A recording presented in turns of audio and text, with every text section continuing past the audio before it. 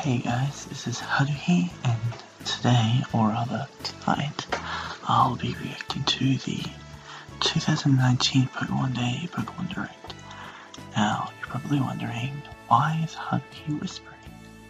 Well, that's because it's currently 15 past midnight in the morning for me, as I live in Australia, and the live stream starts in about 15 minutes. But everyone else in the house is asleep, so I have to make sure I'm quiet so that I don't wake anyone up.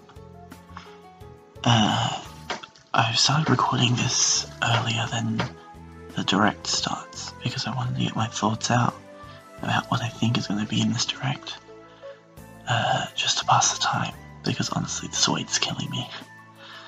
So I'll start with my predictions on the whole direct. It's only 7 minutes long, and I think that there will be more than one thing shown. What those two things are, I cannot say, but I know that at least one of them will be the title of the Gen 8 games. That's a definite given. What they are, so what the title of the two games that we're getting this year is, the pair of two games, that'll be definitely what we get in this, and that's as far as I get.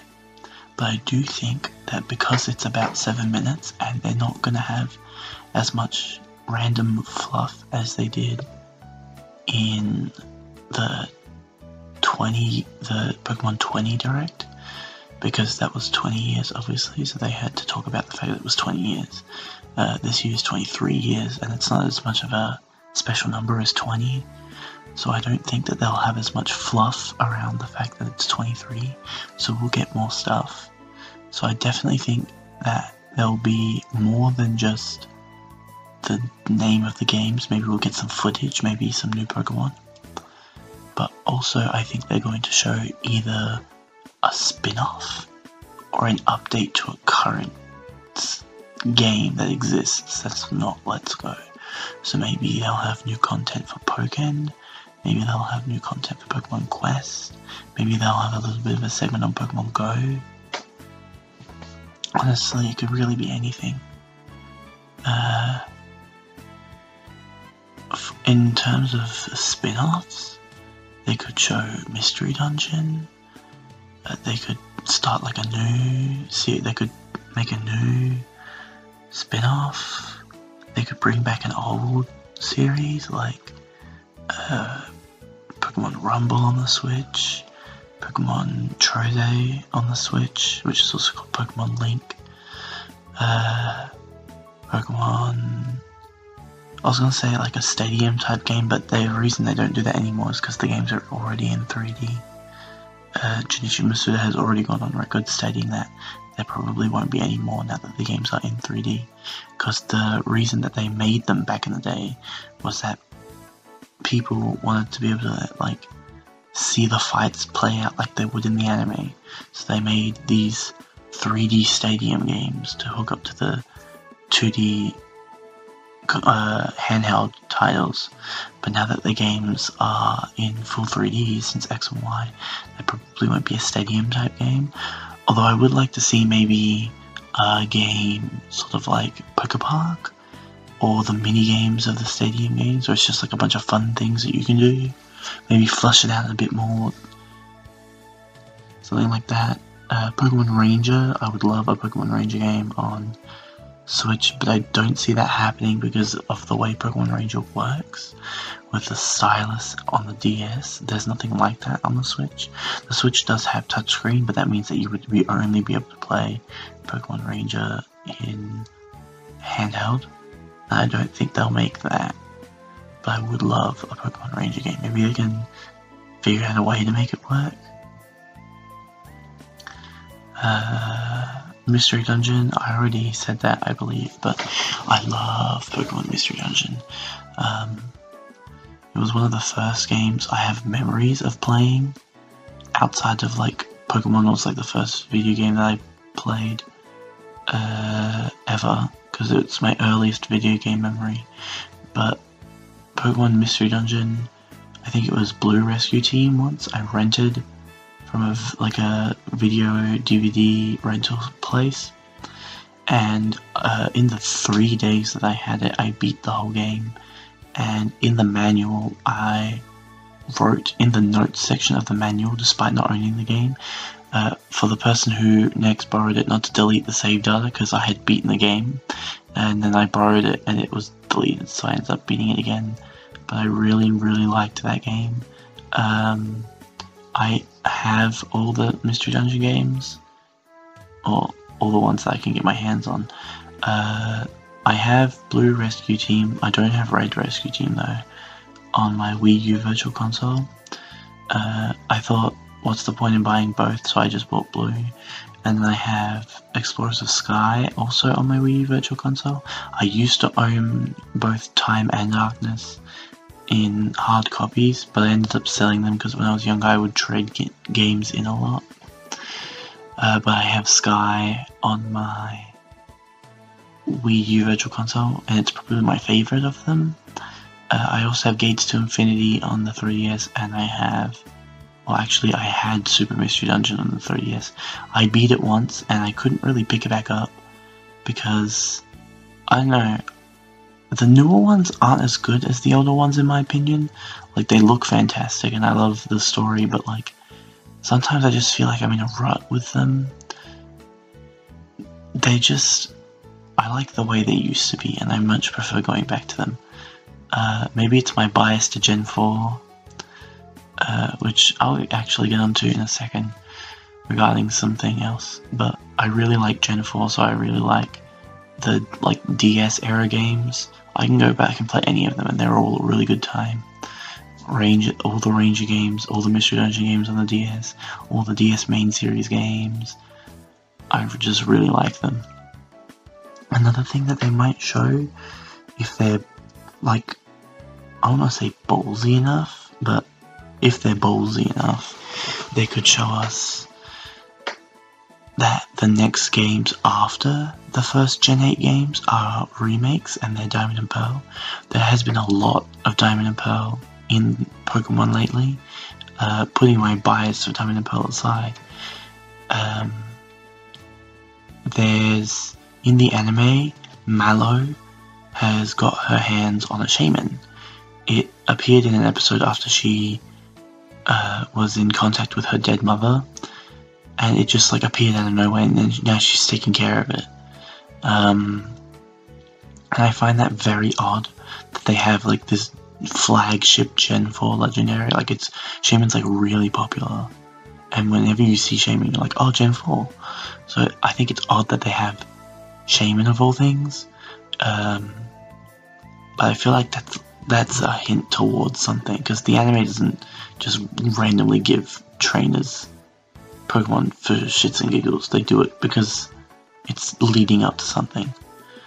Well, I guess sometimes because they put Eevee in the anime and they gave it to Lana, and that's like the Let's Go Pikachu, Let's Go Eevee representation in the anime, because the Eevee has a different haircut to regular Eevee, and it's got like a nickname, and that's like a thing and stuff. So that's one part. And then the second thing I noticed is that in the latest Detective Pikachu trailer, there's a scene where an Eevee evolves into a Flareon in front of statues of Dialga, Palkia, and Arceus of all things, and I thought that was really odd that they included those specific things in that movie.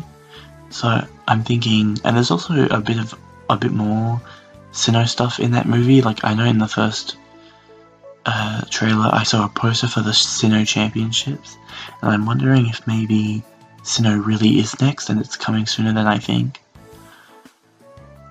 But yeah, I really love the Sinnoh region. It's a lot of people's least favourite because Diamond and Pearl are slow, but honestly, if you just play Platinum, it's fine. I usually play it on an emulator because I also can agree that it is quite slow even on Platinum.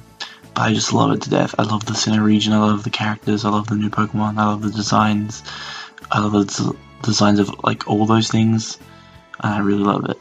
We've got about 5 minutes left, so I'll swap over to talking about what I think the Gen 8 game would be. I honestly have no idea what they could possibly do with Gen 8. I really want them to make a region based off of Australia, which is where I come from. Bias aside, Australia's got like a lot of different things that they could use. We've got like a lot of our continent is deserts, so they could put lots of deserts, which is like ground types, poison types, fire types, rock types. But we've also got a lot of water because our continent is also an island. So, you know, you've got lots of chance to have beaches, lots of water routes. We've got the Great Barrier Reef. I think that would be pretty cool if they made like a marine tube style area for the Great Barrier Reef that connects two towns. We've got lots of different places here that you can base cities off of. If they wanted to, they could probably even include New Zealand, even though New Zealand is not a part of Australia. It is its own country. They could include it as like the battle frontier or like the post-game area. Have New Zealand as like a big post-game area, sort of like in Diamond and Pearl, how they have like I think the official name of it is Fight Island. Is that whole island in the top right hand side where the battle frontier is, and the survival area, and the resort area, and the fight area. It's either called Fight Island or Battle Island, something like that. So you could probably do that. Yeah, the designs of Pokemon would be pretty cool. We have like a few Australian animals as Pokemon already. We have Kangaskhan as a kangaroo.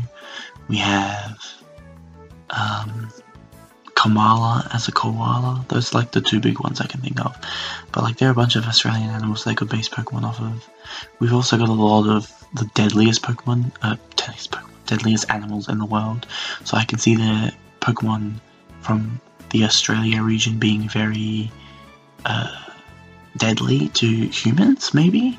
They could like base a lot of Pokemon designs off of that. But yeah, I really want them to make a region based off of Australia. If it wasn't Australia, I would like maybe another European place. I thought that Carlos was really good. I really liked like the France aesthetic. I don't want them to do another island style game. Alola was good when it was based off Hawaii. I thought it was good, but I really don't want them to make another game where it's kind of split like that. Especially the thing that bothers me the most is that I really don't want them to split the Pokedex again. I want them to just have the regional dex and the national dex. And I feel like if they make a region based off of a split location, like Hawaii, then they'll have that split Pokedex again. I can't see them doing it for Australia, because Australia doesn't have like really 3 separate regions or 4 separate regions or whatever.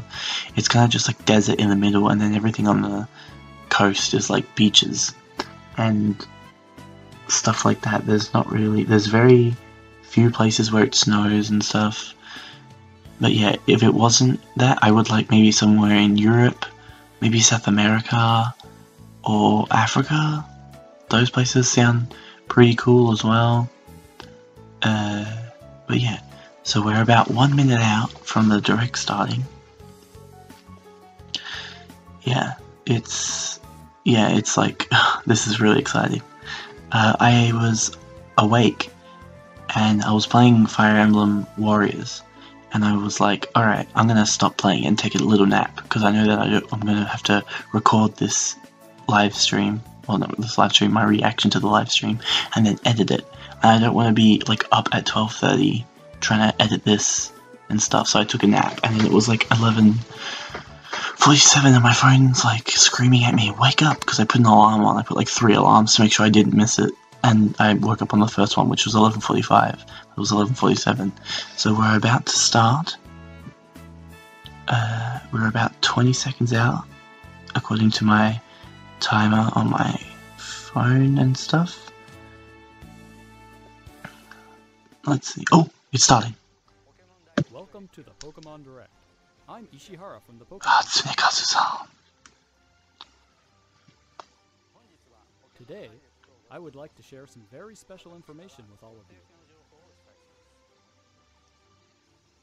Alright. Pokemon trainers Oh. all around the globe have already enjoyed many adventures in the various regions of the Pokemon world. Along the way, trainers have encountered many different Pokemon, battled against countless other Pokemon trainers, and experienced stories all their own. And this year, a new Pokemon journey will begin for all of you. Alright. Let's see what you got. We've prepared a special video to welcome you to the setting of your next adventure. Oh, is it just going to be 6 minutes of this? Please take a look. Wow. Alright, let's see what we got.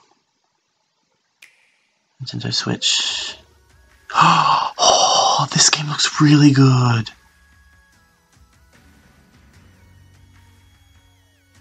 Wow. Oh, he's so modern. Oh, this is definitely somewhere in Europe. People in Australia don't dress like this. Oh, no way. Is this London? Is this like a British London area? Oh, wow. The models look good. Minchino. Wishy Washy Pikachu. Oh, she looks cool. Grubbin, Hoot Hoot, Zweilous. Yes, Lucario. Munchlax.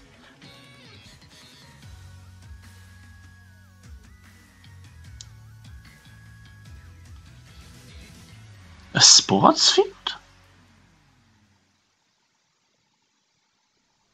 Not actual game footage. Okay, so what is this? But that looks really British. Oh, what's that? Oh, that's new, that's new. I love him already. He's adorable. Okay, so he must be the fire type starter. Oh, this must be the water type starter. I love him too. He's adorable.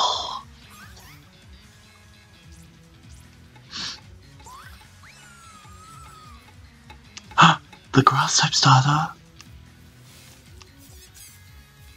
He's cute too. Oh wow, they are really, really cute.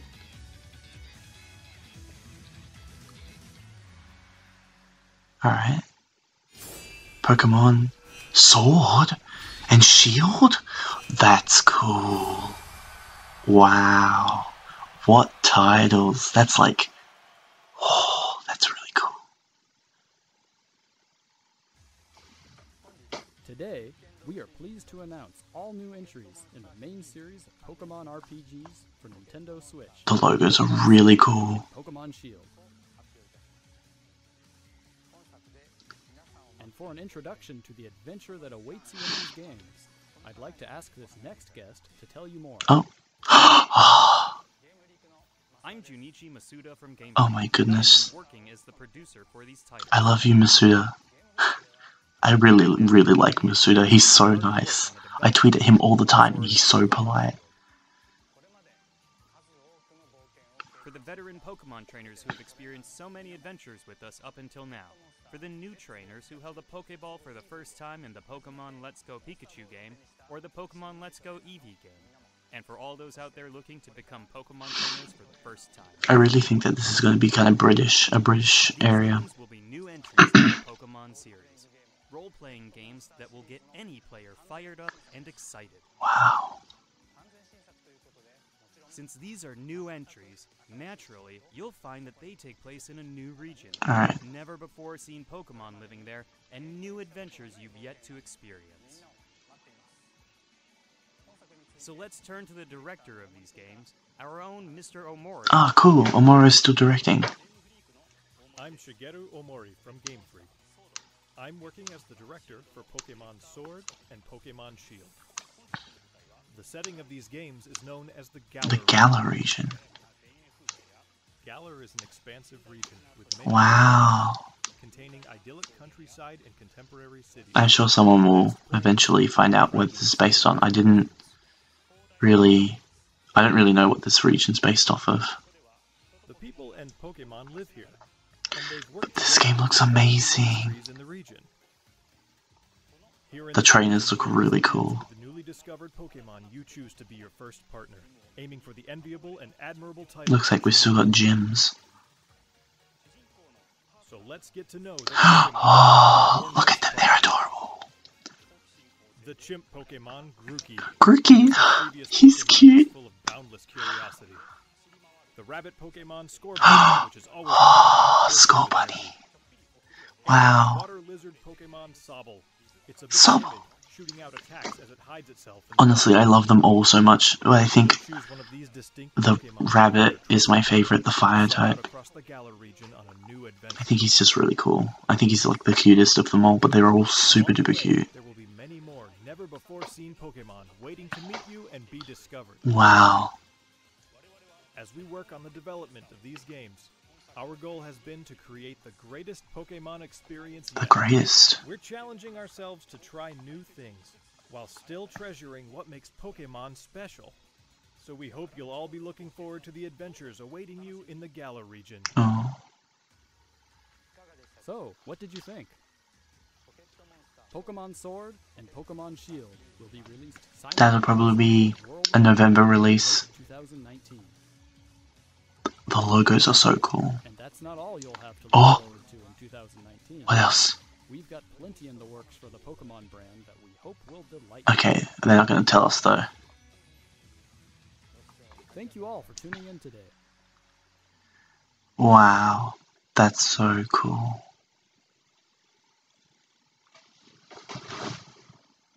That's all we got, but wow. That's so cool. I really like that. Alright. Wow. That was really, really cool. So we find out that it's the Galar region. I don't know if it is based on England. It did look kind of English. Like there was like a few towers there that kind of looked like they could be Big Ben. That part where the trainer walks into like a soccer stadium. I know soccer's big in England, so there's that. It does look very modern though. Like the trainers look like they have very modern clothes on. The male trainer looks like something my brother, like his outfit looks like something my younger brother would wear, and my younger brother is very into modern fashion. Like the beanie. I thought the beanie looked kind of like stupid, but it's just because my brother wears beanies exactly the same way as the trainer does, and I hate that he does that. But I really liked the designs. The new Pokemon looked really good as well. Actually, we did have leaks. We had leaks ages ago about the fact that the new starters were a grass monkey, a fire rabbit, and like, I think it was a platypus. So they were like really close, those leaks. So I was surprised to see that the first one was a fire rabbit. But I thought that the fire rabbit was super cute. I think it's my favorite of the three so far. We'll just have to see what the evolutions are. If they follow the set pattern that they have, it's not entirely set, but it's something that I've just noticed.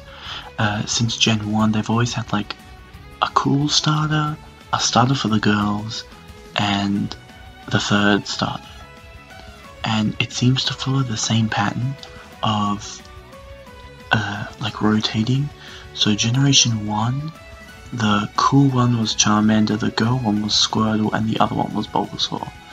And that's just the pattern that I noticed. Don't take my word for it. Gen 2, it moves over. So the cool one is Totodile, the girl one is Chikorita, and the other one is Cyndaquil. Then Gen 3, it's Trico's the cool one, Torchic's the girl one, and Mudkip's the other one. So it follows that same pattern. The first, so it repeats that pattern.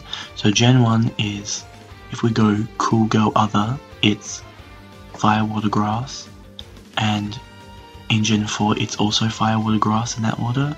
Gen 2 is water, grass, fire, and in Gen 5 it's also water, grass, fire. Gen 6 it's grass, fire, water, And in Gen 6, I think they swapped it because Chespin is not the cool one. Froakie's the cool one because Greninja's like the cool one. So they did swap it up there. Gen 7 would be the same as Gen 1, so that's water. No, fire, water, grass. And I think that's definitely true because Incineroar is probably the coolest of the three. Primarina is definitely the girliest of the three, and then Decidueye is like the other one. He's cool, like obviously he's cool too, but most people liked Rowlet more than in Decidueye. Incineroar is probably like the cool one of the trio though. So in this game it would be Gen 2, so the girly one is... So the cool one is the water type, the girly one is the grass type, and the other one is the fire type. So maybe they are breaking the mold, because I definitely think the rabbit is the one for the girls this time around. Anyway, I loved it so much. I thought it was really cool. Those designs are cute, the new Pokemon, the region looks really good. I'm excited to see what they have, and I'm glad that they told us that they're not just giving us Sword and Shield this year, there's going to be other things. So we'll probably see those spin-offs that I talked about earlier. But anyways, that's going to be it for my reaction.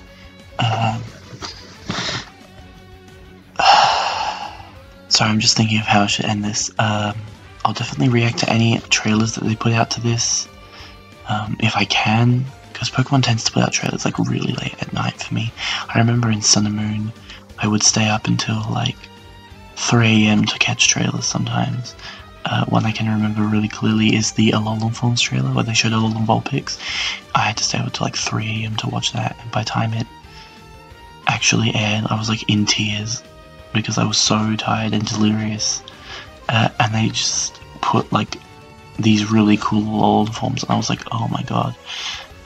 So I'll try to react to them.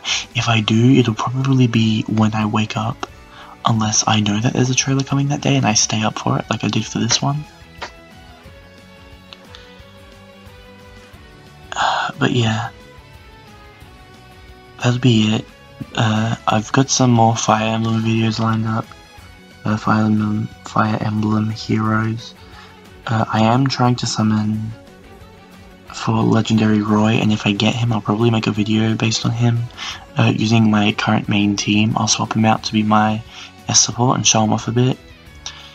But until then, thanks for tuning in, and I'll see you guys the next time there's something to react to. Bye guys!